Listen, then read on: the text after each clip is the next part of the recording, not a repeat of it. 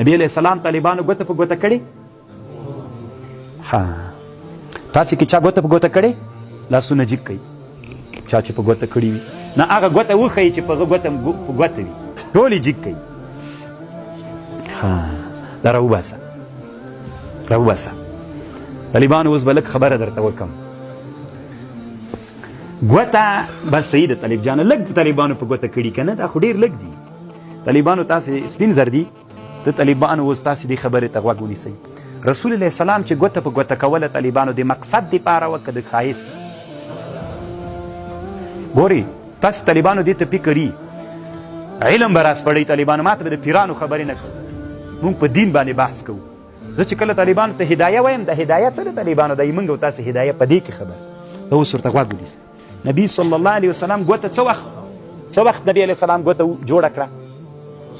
چې کله یې خط ولیکه طالبانو کافرانو ته دعوت ورکاو، نو د خلکو صحابه ورته ویلي چې کافرانو کې یو عادت ده، تر څو چې مهر نه وي پې باندې څوک نه مني.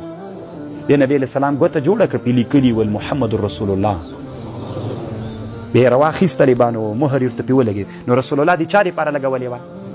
اوس هم طالبانو کتابونو کې داسې وایي هدایه، نور خو پرېږده که نه، ځکه بیا تاسې خو ټول بریلویان ذاتي وابیت درته ښکاري. دا هدایت څه ده؟